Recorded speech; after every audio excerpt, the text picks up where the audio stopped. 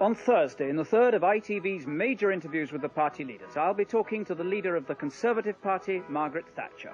In what will be her first big interview of this election, I'll ask her to explain her vision for Britain and her views about unemployment, education, health and poverty. What would 5 more years of popular capitalism mean for the rich, the poor and the rest of the nation?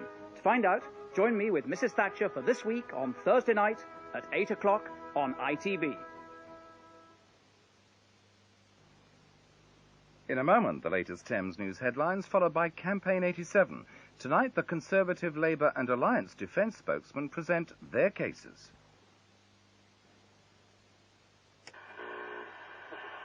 Stone me, it's that just cooked taste. Don't you insist on Walker's crisps? We seem to be seeing a lot of Air France today, monsieur. Of course. They're flying from Stansted and Gatwick now. To Paris? Oui. Stansted weekdays, Heathrow and Gatwick daily. Air France, now to Paris from Stansted and Gatwick, as well as Heathrow. Well, they've certainly made an impression on me. Consider for a moment the importance of paper. If your life itself depended on your choice of business stationery, you might well be swayed by Conqueror. Its beautifully scented watermark and dazzlingly white surface would hasten to remind you that in business, a quality letterhead paper is worth hanging your reputation on. Conqueror, the power of paper. St. Ivel Gold is unique. It's made with a buttery, creamy taste. Yet it contains half the fat of butter or any margarine. Think about it. A buttery taste with half the fat. Gold from St. Ivel. What's the Princess of Wales really like? What's the truth behind the world's most photographed woman? About her 6 years of marriage, her influence on our future king. All this week, The Express brings you the exclusive inside story from Britain's leading royal watcher. Don't miss it. And win a £35,000 school fees plan for your child's private education from Save and Prosper. And there are 100 Slazenger rackets to be won as Jimmy Connors tells his stormy life story. The new look Daily Express. Have we got news for you? I read the news today, oh boy. Sergeant Pepper is now on compact disc. About a lucky man who made... Good evening. 2 young boys who were shot in the spine during the fighting in Beirut are flying into Heathrow tomorrow to start a new life. Bilal Shabib, who's 7, and Samir Ibrahim, who's 9, were paralyzed. There are inadequate medical facilities in Beirut, so they'll be taken to Stoke Mandeville Hospital for specialist treatment, although it's unlikely they'll walk again. The trip has been paid for by Jimmy Savile and organised by Dr. Pauline Cutting, who recently returned from Beirut to her home in Maidenhead. The leaders of the Alliance Party faced an angry demonstration by 200 people this morning as the row over plans to evict Bangladeshi families in Tower Hamlets spilled into the election campaign. The Liberal-controlled council there want to remove 59 Bangladeshi families from bed and breakfast accommodation. The families deny that they've made themselves intentionally homeless. The Liberal leader, David Steele, said the council had inherited an appalling housing problem, and Dr. David Owen, the SDP leader, declined to discuss the problem with demonstrators. Meanwhile, Labour promised 250,000 jobs in the South East today. Roy Hattersley, the party's deputy leader, said there would be a development council for the region to channel funds into high-tech businesses. But the Employment Secretary, Lord Young, said the cavalier employment promises would damage the economy, losing, not gaining jobs. 3 people are being treated in hospital after a pile-up on the M25 between Leatherhead and Reigate in Surrey. The fire brigades who took these pictures used cutting equipment to free the injured. It's believed that a tipper truck went out of control, hitting 8 other vehicles. Many taxi drivers say they'll boycott a new cab share scheme launched at Heathrow today. It means that passengers normally charged £18 to get to central London may only be charged between £6 and £12 if they share. Today, few seem to be taking advantage, and some cabbies refuse to operate the system, saying that they lost out and that it could threaten their livelihood. John Allen, the man who walked hundreds of miles from his home in Lancashire to try to get a job in the south, is hard at work tonight in his new job at a pub in Paddington. He left his home in Burnley a week ago to walk to Eastbourne for a hotel job. His walk was cut short at Felbridge in Surrey when he was rushed to hospital suffering from exhaustion. Thames weather tonight, dry and mild. Tomorrow, dry at first, but rain later, staying mild at 19 degrees Celsius, that's 66 Fahrenheit. And that's all for now. More Thames news tomorrow. Now, Campaign 87.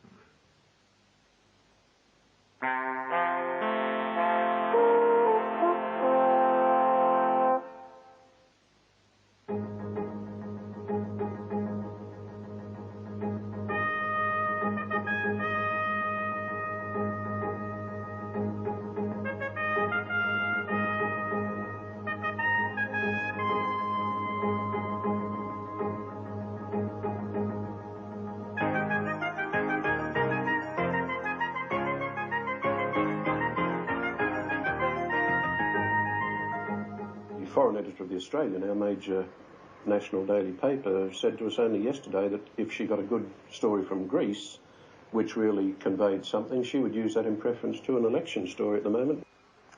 Oh dear, as you see, not everyone is so obsessed by the election as some of us.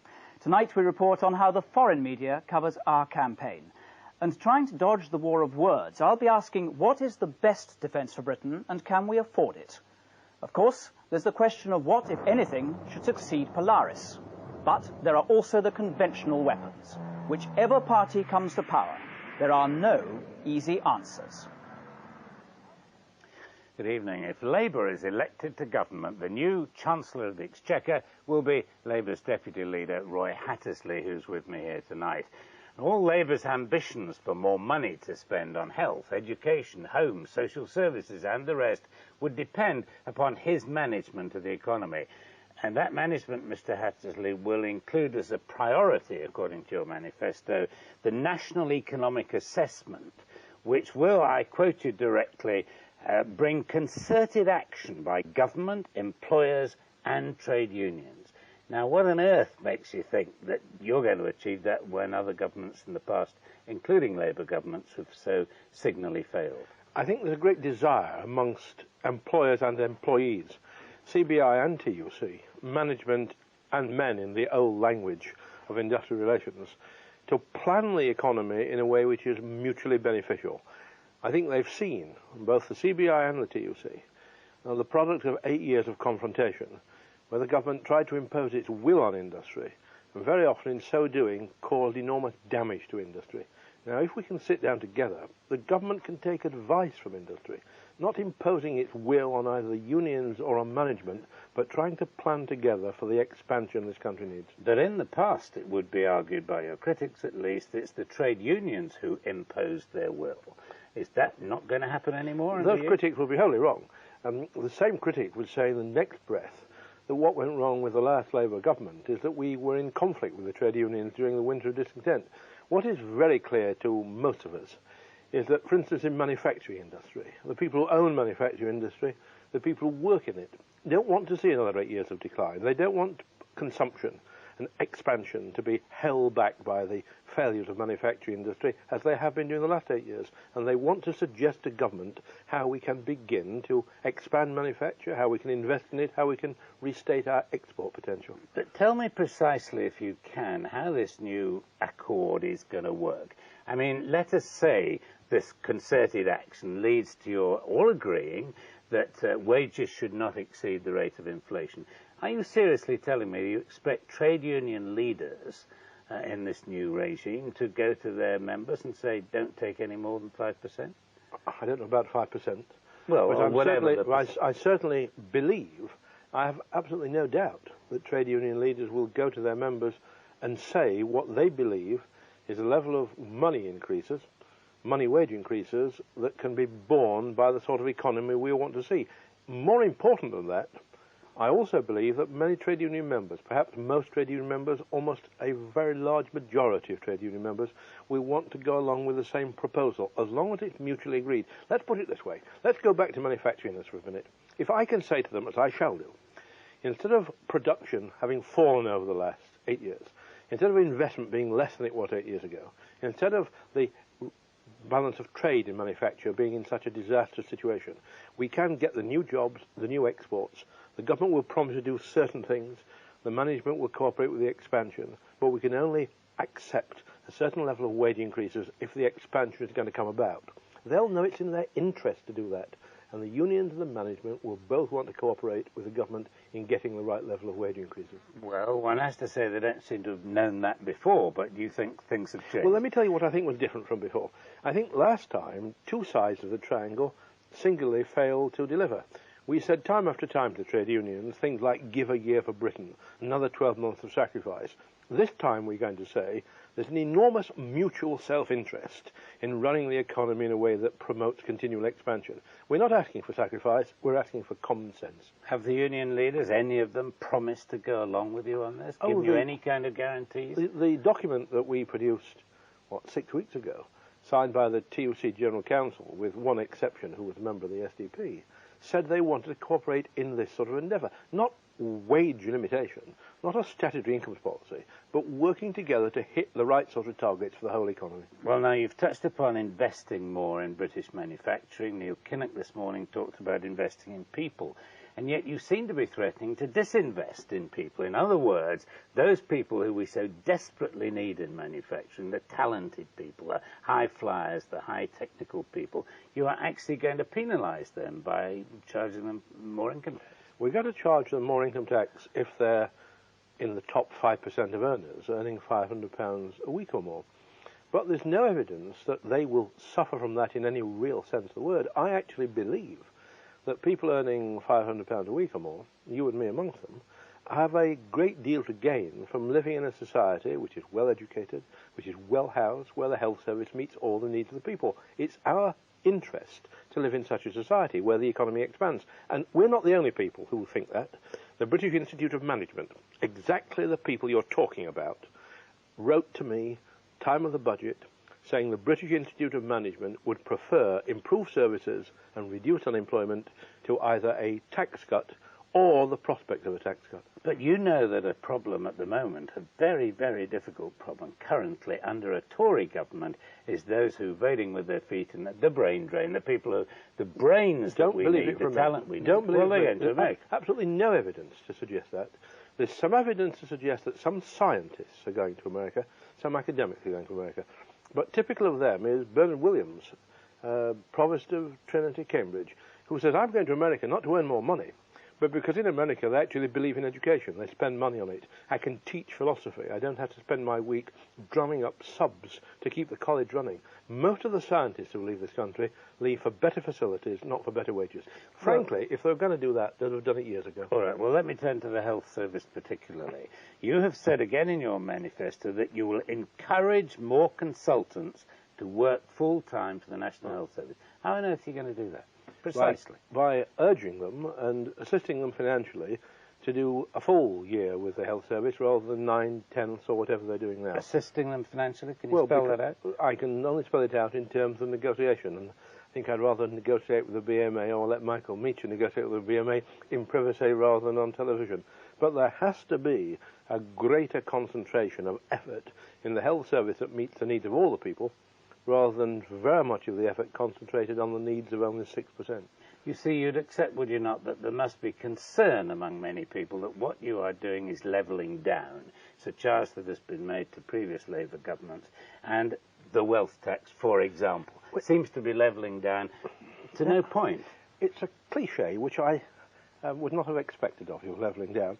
It's levelling up to say to consultants, we're going to give you the facilities in the health service that enable you to choose patients according to need rather than according to the patient's purse.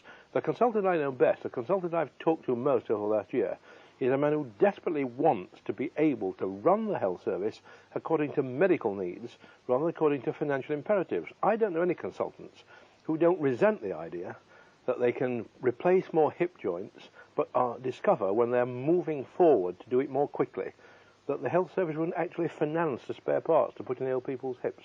That is not what consultants want. Well, now, I touched also upon the wealth tax. I mean, can I ask you why you want to levy this tax, which has been seen to be impractical in the past, and which is not going to make, you've said yourself, any significant contribution to national resources? It's a matter of equity.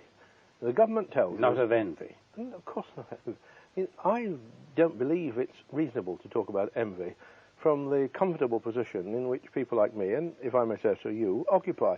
If you lived in my constituency in a broken-down old house, if you've been unemployed for 5 years, if you were living on £40 a week, if your children went to a overcrowded school, you'd have to be a saint not to be envious.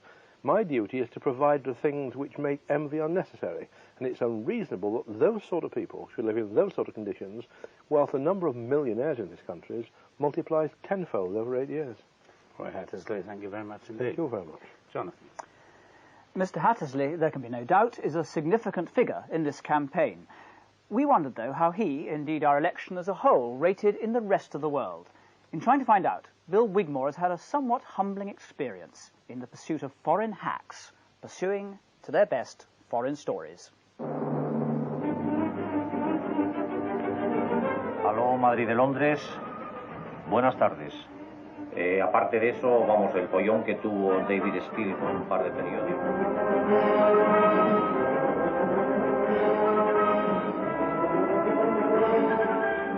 We're linking up all the time with my... Actual primer ministro de la Gran Bretaña, la señora Margaret Thatcher. British democracy curtsied to royal privilege Monday when Margaret Thatcher, about to announce the new election, first had to pay a visit on the Queen at home.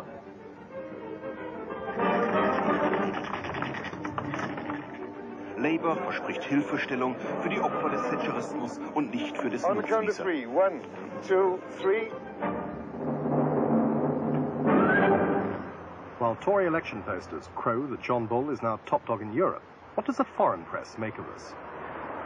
The foreign editor of The Australian, our major national daily paper, said to us only yesterday that if she got a good story from Greece, which really conveyed something, she would use that in preference to an election story at the moment because there is a big Greek readership there, and not everybody who buys our papers is Anglo-Saxon by background.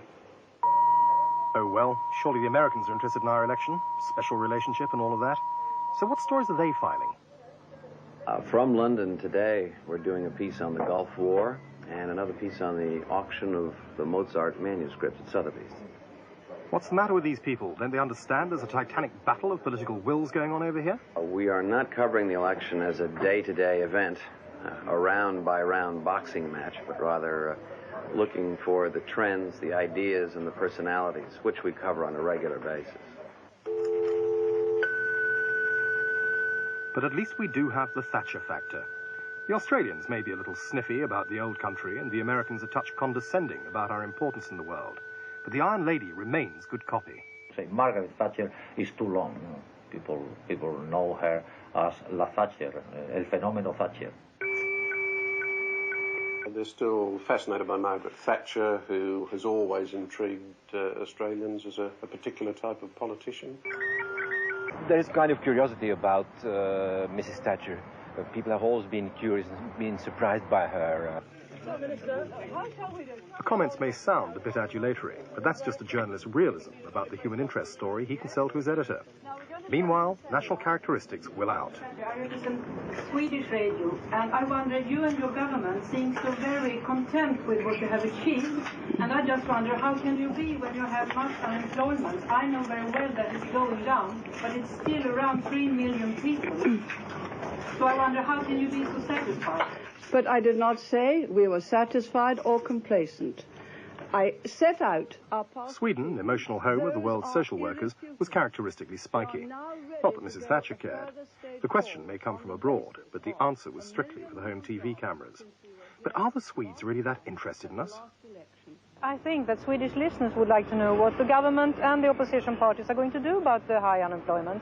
And I was in Perth on Friday, where Mrs. Thatcher spoke, and I asked my question because I find the Conservatives, they seem very content with themselves, everything they've done to this country. And I wanted to ask her, can you be content if you know that 3 million people are out of work?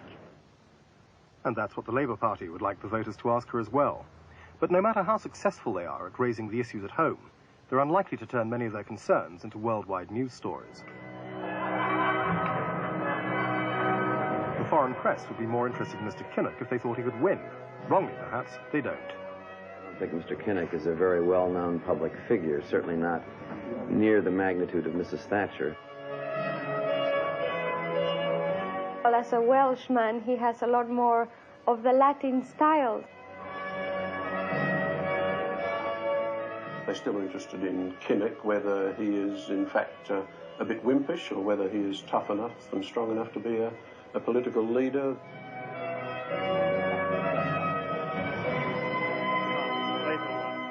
Mr. Kinnock is portrayed in Spain as a young, vigorous leader of a party that needed a young, vigorous leader. The resulting inefficiencies and injustices cannot be overcome. The skill with which that youth and vigour is being marketed has aroused some interest in the foreign press. Labour's manifesto launch at the Queen Elizabeth Hall provided ample room for the world's cameras, and free tea and coffee for the hacks as well. The Americans weren't the only reporters to comment admiringly that in this election Labour were more Madison Avenue than Merthyr Tydfil. I must admit myself being struck by the advent of many of the so-called Madison Avenue techniques, the image building, how well produced appearances by the major party leaders are, how slickly presented are their major ideas. Certainly a very striking similarity to what has been going on in the States for the past several elections. Meet your alliance leaders, the Right Honourable Dr. David Owen and the Right Honourable Mr. David Steele. The two Davids. Meanwhile, the two Davids may have won the battle for more airtime at home, but they cut little ice abroad.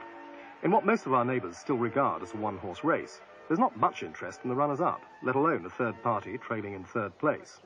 To the lady from Mexican television, the alliance's time was, maybe, yesterday. Well, as a phenomenon of a new party, of a new way of approaching the policies, perhaps we'll have to see. I mean, so far they are turning into another party. So the interest was when they began. And so, for the first week of the campaign, the foreign press corps vied with the home team for seats at the Tory press conferences. They soon found it was best to arrive early. The security arrangements led to interminable queuing, and those at the back of the queue found they were unlikely to get a seat at the main hall, where the political action was. The rest were crammed into an overflow room with a television monitor. For many of them, the election is a chore to be endured, with little certainty that their work will make the paper or the evening news broadcast. The American reporters are competing with news from the Gulf and Irangate, the Italians and Australians with their own elections at home. But this Belgian reporter did have considerable sympathy for the election-saturated British voter. There is this enormous amount of polls which are forbidden in Belgium during the election campaign, and here you have them daily. It's almost like the daily weather forecast, and they are so... today, for instance, they were rather favorable to the Labour Party, and tomorrow they will be more favorable to the Conservatives, and then to the Alliance, I don't know. But I wonder whether this still is information or not. So, in the opening days of the campaign, what did our neighbours find to write about us? Well, the Spanish were interested in Mrs. Thatcher's popular capitalism. For the Australians, the human interest story won through with a portrait of Cecil Parkinson. And the Italians ran a piece about revolutionary conservatives versus traditional socialists. Even so, the story underneath about the demise of Britain's telephone boxes was almost as long. There's no great interest for the elections. I mean, in the end, everybody will be interested whether Margaret Thatcher has made it again. But in the build-up, there's no big interest. Meanwhile, the typewriters still clatter and the wires still hum with stories from Britain. If they don't care for the election overmuch, what else are they filing? Today we've had this request for stories that our main Sunday paper in Sydney, the Sydney Sunday Telegraph, is looking for, and they're interested in the weekend report that someone may have found a cure for the common cold.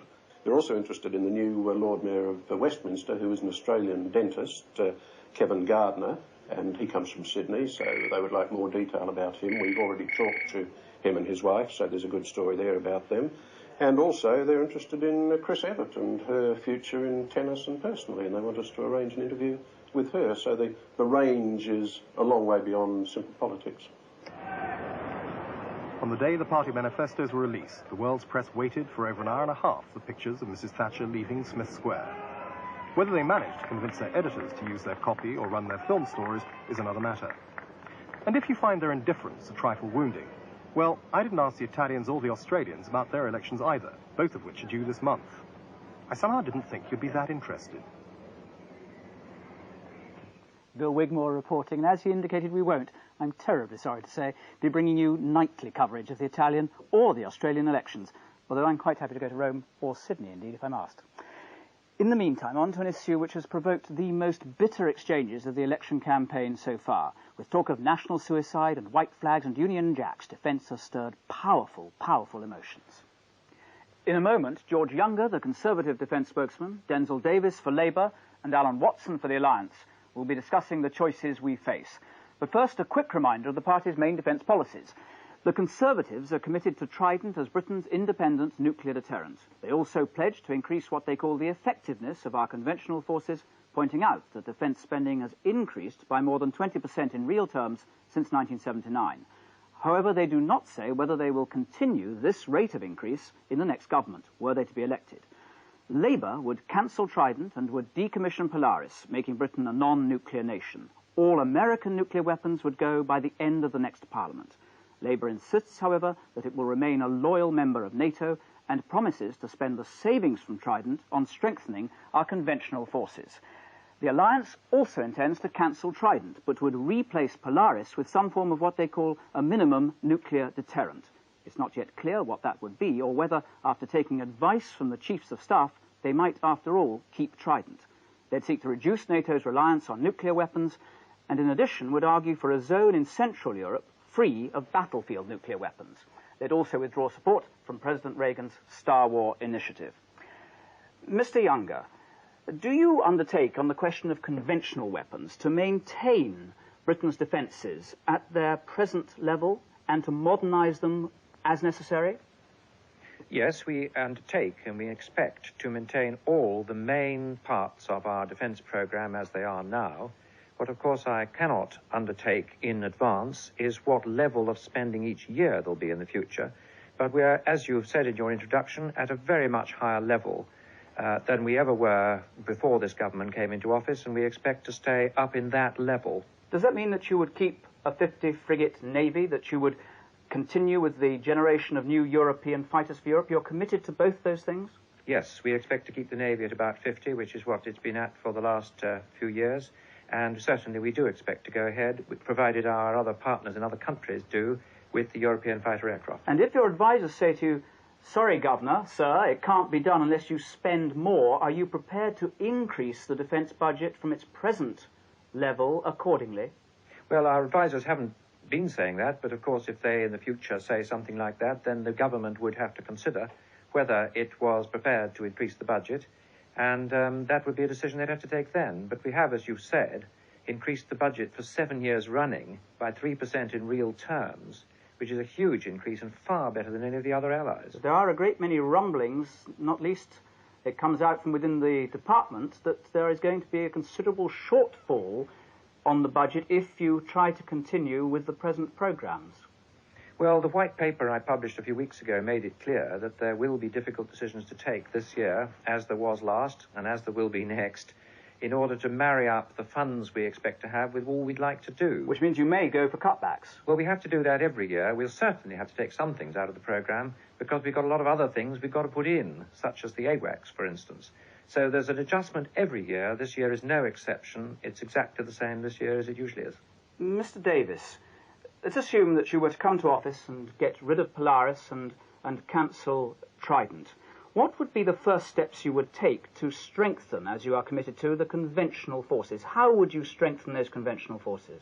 Well, the first steps to take, and we could take them, is to ensure that all the existing commitments are maintained. Now, that may not sound dramatic, but we don't believe, and most defence analysts don't believe, that Mr. Younger could maintain even the existing commitments. That is, the 50-warship Navy, the purchase of AWACS, the European fighter aircraft, and the northern flank of NATO, our commitment to that, and many other commitments. First of all, we would maintain them because we would have, we believe, the money to do so. Over and above that, we would consult with our NATO allies to see what was the best form of contribution we could make together with our allies for a stronger Navy, Army and Air Force in NATO. I mean, the other day, the NATO Military Committee, now that they've seen how things are moving in Europe, with nuclear weapons gradually leaving Europe eventually, the NATO Military Committee called for an increase in conventional spending. We will go along with that. We will maintain that. I don't think that the government can do so because they haven't got the money. But you have said in the past, your party has said, that you would use the savings from Trident, which you've estimated something in the order, I think, £6 billion, that you would use those savings to increase and to offset the loss of the deterrent effect of Trident. You're now saying that you would use it merely to maintain at the same level our conventional defences. No, we haven't said that in the past. I've said to you what I've always said, that the first priority is to maintain existing commitments. Over and above that, there will be money left, and that money will be used to strengthen further our conventional forces, our army in Germany, for instance, the Air Force and the Navy. So there are two prongs to it. First of all, stop any decline, and the government, of course, is cutting defence now by £1 billion already. We will stop that decline, and we will maintain existing commitments and use extra money to increase conventional defence. So you seem to be saying that on the conventional front, you will do exactly what Mr. Younger has just said he would seek to do in terms of providing Britain with a proper defence. I've just said to you, we don't believe, and most independent analysts don't believe, that it's possible for Mr. Younger to do what perhaps he would wish to do. We don't believe that it's going to be possible to maintain a 50-warship navy. If one goes back to 1981, when Sir John Nott was Defence Secretary, he put through cuts, especially in the Navy, to pay for Trident. Now, Trident in 1981 was going to cost about £5 billion. We are now talking about a Trident costing £9 to £10 billion. Would you cut the Navy? Some of John Nott's cuts were not put through, eventually, because of the Falklands War.